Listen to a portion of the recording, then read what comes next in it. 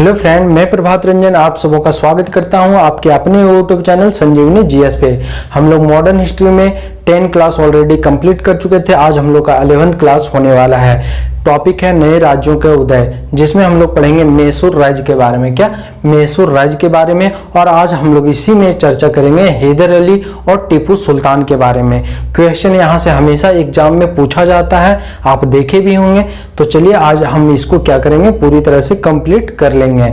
कहीं से भी क्वेश्चन छूटना नहीं चाहिए। तो चलिए स्टार्ट करते हैं। हैदर अली को जानने से पहले क्या करेंगे, थोड़ा सा हम लोग पीछे जाएंगे। तालीकोटा का युद्ध कब होता है? 1565 में तालीकोटा का युद्ध। तालीकोटा का युद्ध, ठीक है, कब होता है?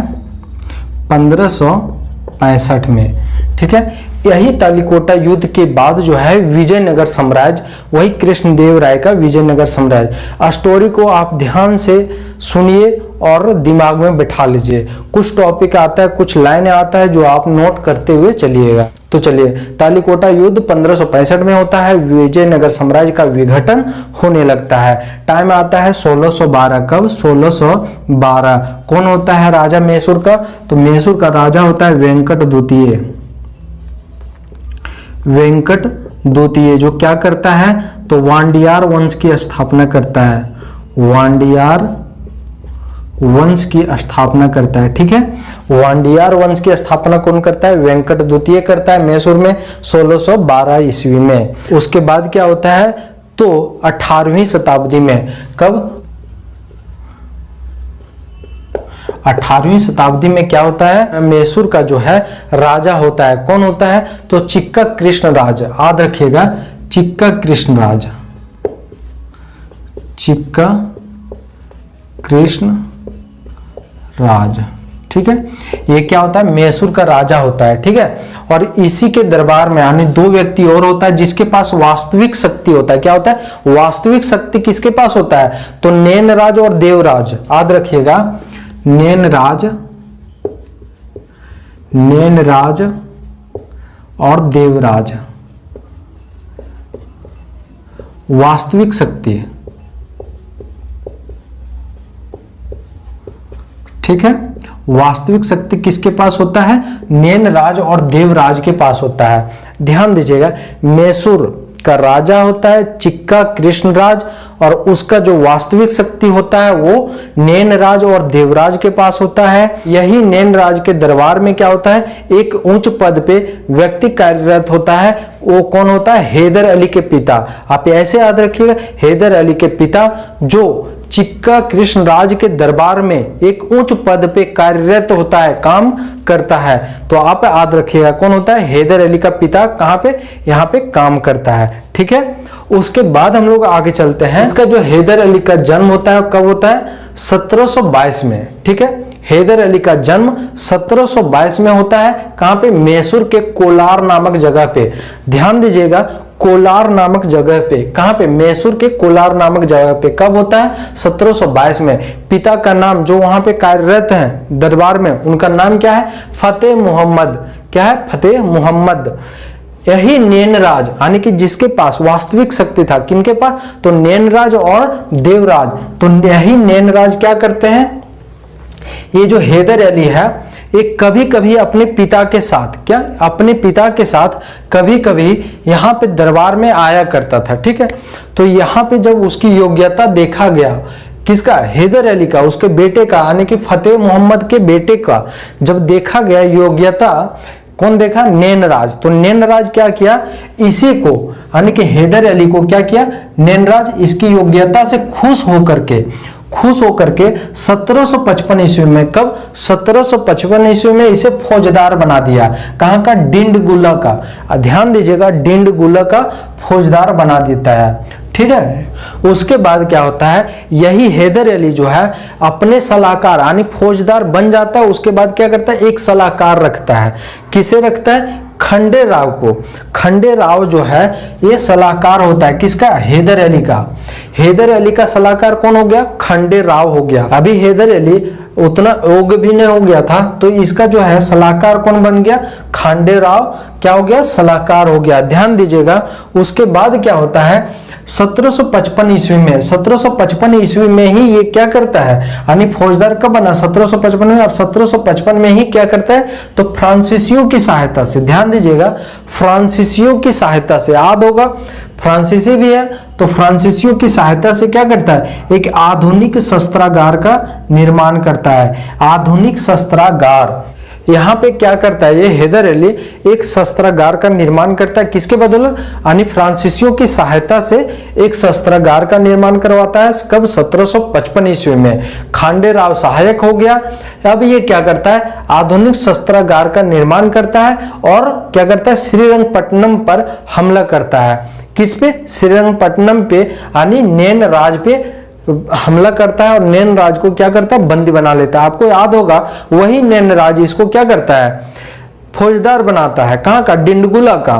वही नैन राज इसको फौजदार बनाता है और बाद में यही हैदर अली क्या करता है, जा करके नैन राज को बंदी बना लेता है, श्रीरंगपट्टनम पे कब्जा करके। 1761 ईस्वी में स्वयं को क्या करता है, राजा घोषित कर देता है। कौन, हैदर अली जो है स्वयं को क्या करता है, राजा घोषित कर देता है। 1761 की बात आ रहा है तो थोड़ा सा आप याद कर सकते हैं। पानीपत का युद्ध कब होता है, 1761 में। किसके किसके बीच, तो अहमद शाह अब्दाली और मराठाओं के बीच होता है। अहमद शाह अब्दाली और मराठाओं के बीच 1761 में पानीपत का युद्ध। अरे यहाँ पे क्या होता है, 1761 में ये स्वयं को क्या करता है, शासक घोषित कर लेता है। कहाँ का, मैसूर का। कौन, हैदर अली। उसके बाद जो है इधर हैदराबाद और कर्नाटक, हैदराबाद और कर्नाटक में उसी दौरान क्या होता है, उत्तराधिकारी का युद्ध चल रहा होता है। किसके किसके बीच, हैदराबाद और कर्नाटक के बीच। और इधर मराठाओं का पानीपत 1761 पानीपत तृतीय युद्ध, तो इधर मराठाओं की हार हुई रहती है। अच्छा, इधर अंग्रेजों के, दक्षिण भारत में अंग्रेजों का जो है फ्रांसीसियों से चल रहा होता है, समझ रहे हैं ना। इधर अंग्रेजों का फ्रांसीसियों के साथ, इधर उत्तराधिकारी का युद्ध हो रहा है कर्नाटक और कहां पे, कर्नाटक और हैदराबाद। और इधर आपका मराठाओं की हार हो चुकी है। कहां पे, पानीपत का तृतीय युद्ध अहमद शाह अब्दाली से। तो ये सब क्या हो चुका है, अपने अपने जगह पे बिजी है। तो यहाँ पे अब हैदर अली को क्या हुआ, अपना साम्राज्य विस्तार करने का मौका मिल गया। अब ये अपना शुरू हो गया, स्टार्ट हो गया। अब हैदर अली क्या करता है, तो ये बल्लापुर, कहां पे, बल्लापुर दुर्ग, राय दुर्ग और चित्तल दुर्ग, ये सब जो है सरदारों के अंदर था। कौन कौन, तो बल्लापुर दुर्ग, राय दुर्ग और चित्तल दुर्ग, ये सब सरदारों के अंदर था, जिसपे इन्होंने क्या किया, कब्जा कर लिया। ये सब दुर्ग को इन्होंने क्या किया, जीत लिया। और भी छोटे छोटे क्षेत्र थे जिसको ये अपने जीतते चले गए, ठीक है, अपने अंदर मिलाते चले गए। तो मराठा क्या करता है, ये जाकर के निजाम, हैदराबाद का निजाम से और इधर अंग्रेजों से, हैदराबाद के निजाम और अंग्रेजों से जा मिलता है। कौन, मराठा। और क्या करता है, युद्ध कर देता है। किसके साथ, हैदर अली के साथ। तो हैदर अली के साथ क्या होता है, युद्ध हो जाता है, जिसका नेतृत्व करता है कौन, माधव राव। याद होगा आपको, पेशवा माधव राव उसमें का पेशवा होता है। और क्या करता है, युद्ध कर देता है। कब का बात हो रहा है, 1765, याद रखिएगा 1765 में मराठा और ये जो हैदराबाद का निजाम होता है और अंग्रेज जो होता है, ये तीनों मिल जाता है और किस पे हमला कर देता है, तो ये हैदर अली पे। और हैदर अली को हरा देता है। नेतृत्व कौन कर रहा होता है 1765 में, तो माधव राव, पेशवा माधव राव, ठीक है। और इसका हार हो जाता है, ठीक है। चलिए अब हम लोग देखते हैं आंग्ल मैसूर युद्ध, प्रथम आंग्ल मैसूर युद्ध के बारे में। तो प्रथम आंग्ल मैसूर युद्ध कब होता है, 1767। कब, 1767 से 69 तक, ठीक है, 2 साल चलता है, जिसमें अंग्रेजों की हार होती है और मंगलोर पर कब्जा कर लेता है। कौन, हैदर अली जो है मंगलोर पे कब्जा कर लेता है, ठीक है। उसके बाद जो है मद्रास की संधि होती है, यानी प्रथम आंग्ल मैसूर युद्ध होता है 1767-69 में। फिर इस पे अंग्रेजों की हार हो जाती है और मंगलोर पे कब्जा होता है हैदर अली का।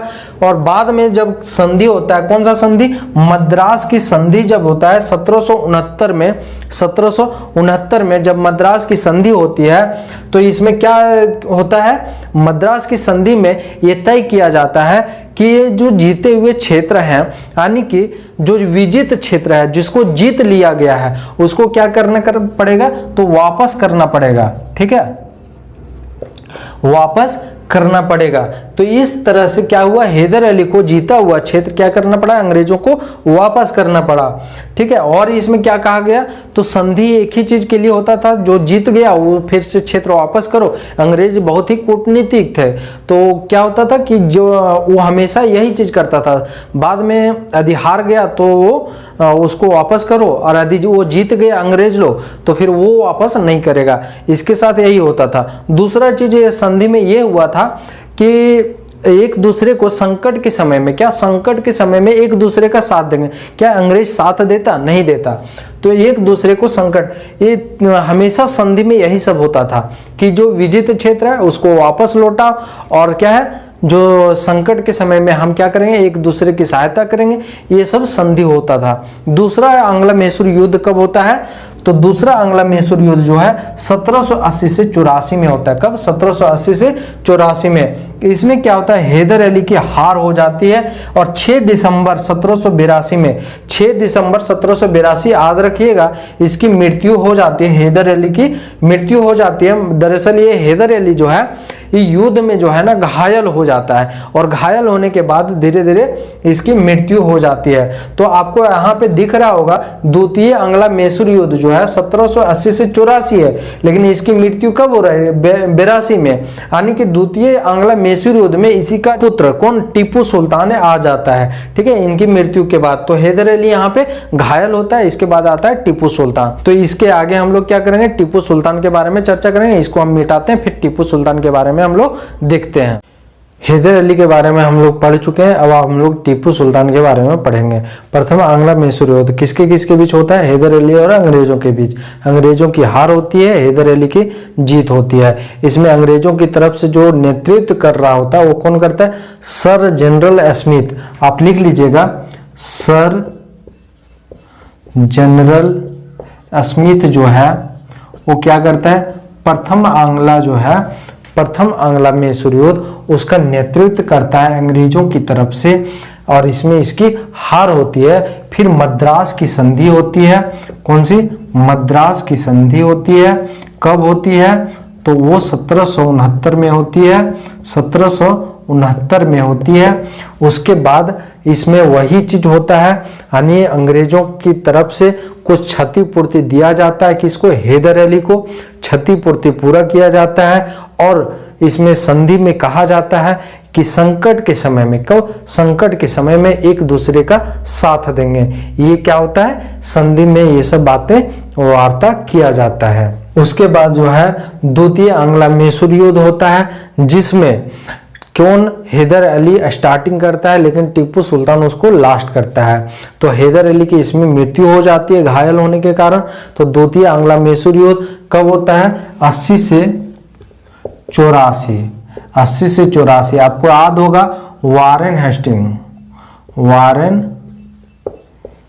हेस्टिंग जो है वो क्या होता है, गवर्नर जनरल होता है। ठीक है, उस समय गवर्नर जनरल कौन होता है, वारेन हेस्टिंग होता है। ठीक है, बंगाल का गवर्नर जनरल वारेन हेस्टिंग होता है। ये जो अंग्रेज अधिकारी जो लड़ता है, नेतृत्व करता है द्वितीय आंग्ल मैसूर युद्ध में, वो कौन होता है, आयर कोट होता है। आप लिख लीजिएगा, आयर कोट, यानी वारेन हेस्टिंग जो है आयर कोट को भेजता है। इससे पहले आता है कौन, आयर कोट से भी पहले आता है मुनरो, हेक्टर मुनरो। आपको याद होगा बक्सर का युद्ध कौन लड़ता है, हेक्टर मुनरो, अंग्रेजों की तरफ से, और वो 3 गुटों की सेना को हराता है, मुगल बादशाह, अवध और इधर मीर कासिम जो भागा हुआ रहता है, ये तीनों को हराता कौन, हेक्टर मुनरो हराता है। लेकिन वहां यहाँ पे हेक्टर मुनरो का दावा नहीं चलता है। हेक्टर मुनरो जब देखता है हैदर अली को पागल की तरह मार रहा है, तो हेक्टर मुनरो आधे रास्ते से ही भाग जाता है। फिर आता है आयर कोट, आयर कोट को भेजा जाता है। ठीक है, आयर कोट के नेतृत्व में लड़ा जाता है, और इसमें हैदर अली की मृत्यु हो जाती है 1782 में। फिर आता है टीपू सुल्तान, और टीपू सुल्तान और ये अंग्रेजों के बीच में युद्ध होता है। तो इसके बीच में जब युद्ध होता है तो ये मंगलोर की संधि होती है कब? 1784 में। हम इससे पहले थोड़ा सा टीपू सुल्तान के बारे में जान लेते हैं। टीपू सुल्तान का जन्म कब होता है? 20 नवंबर 1750 को। 20 नवंबर 1750 को इनका जन्म होता है देवनहल्ली मैसूर में। कौन सा जगह? देवनहल्ली मैसूर में होता है इनका जन्म। और इनका जो पूरा नाम है किनका? टीपू सुल्तान का, सुल्तान फतेह अली खान साहब है। क्या है ना? सुल्तान फतेह अली खान साहब है। 1783 ईस्वी में बेदनौर और मंगलोर को जीत लेता है। इनके पिता की मृत्यु हो जाती है तो ये पागलों की तरह मारना शुरू करता है और क्या करता है? बेदनौर और मंगलोर को ये जीत लेता है। कब? 1783 में। इनके पिता की मृत्यु कब हुई है? 1782 में। मंगलोर की संधि होती है फिर, ठीक है। यानी द्वितीय आंग्ल मैसूर युद्ध जो है उसके जो संधि हुई वो कब हुई? 1784 में। किसके किसके बीच? टीपू सुल्तान और अंग्रेजों के बीच में ये होता है, संधि होता है। कौन सा? मंगलोर की संधि होता है। तो मंगलोर की संधि टीपू सुल्तान और अंग्रेज की तरफ से जॉर्ज मैकार्टनी, कौन? जॉर्ज मैकार्टनी, जॉर्ज मैकार्टनी, ठीक है। जॉर्ज मैकार्टनी करता है संधि, जॉर्ज मैकार्टनी और टीपू सुल्तान। फिर से वही वादा किया जाता है, कौन सा? तो जीते हुए क्षेत्र को वापस लौटा और क्षतिपूर्ति पूरा करो। यही सब बार बार हो रहा था संधि में। अंग्रेज लोग जो होता है चालाक था, वो जीता हुआ क्षेत्र वापस नहीं करता था, लेकिन ये क्या करता था? ये भारत के जितने भी शासक हुए ये सबसे वापस करवा लेता था, ठीक है। उसके बाद होता है यहाँ पे तृतीय आंग्ल मैसूर युद्ध होता है। कब? 1790 से 92 में तृतीय आंग्ल मैसूर युद्ध होता है, ठीक है। इसमें क्या होता है? टीपू सुल्तान और अंग्रेजों के बीच में होता है, लेकिन अंग्रेजों के बीच में नहीं होता है, ये होता है ट्रावनकोर राजा से होता है। टीपू सुल्तान का ट्रावनकोर राजा से होता है। दरअसल डच जो टीपू सुल्तान का 2 क्षेत्र ट्रावनकोर के राजा को बेच देता है। ट्रावनकोर का राजा अंग्रेजों का कौन होता है? मित्र होता है, आप ऐसे याद रखिएगा। तो अंग्रेज ट्रावनकोर की ओर से लड़ने के लिए आ जाता है टीपू से। किससे? टीपू सुल्तान से। कौन आता है? कॉर्नवालिस, खुद कॉर्नवालिस आ जाता है। और उसमें गवर्नर जनरल कौन होता है? कॉर्नवालिस होता है। 90-92 की बात है। नेतृत्व खुद करता है कौन? लॉर्ड कॉर्नवालिस, ठीक है। इसमें टीपू सुल्तान की हार हो जाती है। किसकी? टीपू सुल्तान की हार हो जाती है, ठीक है। ये 3 करोड़ क्या करता है? तो 3 करोड़ रुपया जो मिलता है वो आपस में बांट लेता है। कौन कौन? मराठा और हैदराबाद का निजाम और अंग्रेज, ये तीनों 1-1 करोड़ रुपया बांट लेता है। यदि यहाँ पे मराठा और निजाम, हैदराबाद का निजाम अंग्रेजों का साथ ना देता तो टीपू सुल्तान हार भी नहीं होता। तो ये इसका हार नहीं होता, तो इसकी हार हो जाती है। वो दोनों को अंग्रेज मिला लेता है इसके वजह से। तो आपस में ये 3 करोड़ रुपए क्या करता है? आपस में बांट लेता है। और जब तक ये 3 करोड़ नहीं देगा तब तक टीपू सुल्तान का 2 पुत्र किसके पास रहेगा? अंग्रेजों के पास। 2 पुत्र अंग्रेजों के पास रहेगा, ये इसमें दावा किया गया। चतुर्थ आंग्ल मैसूर युद्ध होता है। फिर क्या होता है? चतुर्थ आंग्ल मैसूर युद्ध कब होता है? 1799 में। और इसमें जो गवर्नर जनरल होता है वही वेलेजली होता है। उस समय 1799 में कौन होता है गवर्नर जनरल? वेलेजली। और वेलेजली क्या एक बात भी कहता है, हम आगे बताएंगे। टीपू बड़ी ही वीरता से इसमें लड़ते हुए वीर गति को प्राप्त कर जाता है। यानी कि यहाँ पे जो है ना, टीपू सुल्तान चतुर्थ आंग्ल मैसूर युद्ध में टीपू सुल्तान बहुत ही वीरता से लड़ता है और वीर गति को प्राप्त कर जाता है। मुस्लिम सत्ता जो है यहाँ पे क्या होता है? समाप्त हो जाता है पूरी तरह से। चतुर्थ आंग्ल मैसूर युद्ध के बाद मुस्लिम सत्ता पूरी तरह से समाप्त हो जाता है। टीपू सुल्तान का कुछ चीजें जान लेते हैं। मैसूर का जो शेर कहलाता है, मैसूर का शेर कहलाता है। चांदी का सिक्का जारी करता है। उसके बाद आधुनिक कैलेंडर लागू करता है। श्रीरंगपट्टनम में स्वतंत्रता का वृक्ष लगाता है और सर्वप्रथम रॉकेट का प्रयोग करता है। आप समझ लीजिए उस समय रॉकेट का प्रयोग कर रहा था कौन? टीपू सुल्तान। उस समय दुनिया में कहीं रॉकेट का प्रयोग नहीं किया गया था, टीपू सुल्तान उसी समय कर दिया। तो ऐसे भी इसका हार होता नहीं, लेकिन इसको धोखे की वजह से हराया गया। तो सर्वप्रथम रॉकेट का प्रयोग भी किया गया। तो आप यहाँ पे सारी चीजें कंप्लीट हो गई। एक वेलेजली क्या बोलता है, इसकी जब मृत्यु होती है कब, 1784 में, तो वेलेजली कहता है कि आज पूरब का जो साम्राज्य है वो मेरे कदमों में पड़ा है। यही चीज है, जब इसकी मृत्यु हो जाती है तो वेलेजली ये चीजें बोलता है कि आज पूरब का जो साम्राज्य है, यानी कि पूरब साइड आया था वो पश्चिम से, तो वही बोल रहा था कि पूरब का साम्राज्य हमारे कदमों में पड़ा है। कौन बोला, वेलेजली। चलिए, आशा करते हैं आपको ये सारी चीजें अच्छे से समझ में आ गई होगी। क्लास को लाइक कीजिए, कमेंट कीजिए और सब्सक्राइब कीजिए, और अधिक से अधिक लोगों को शेयर कीजिए ताकि वो भी हमारे साथ जुड़ सके। चलिए, मिलते हैं नेक्स्ट क्लास में। बहुत बहुत धन्यवाद।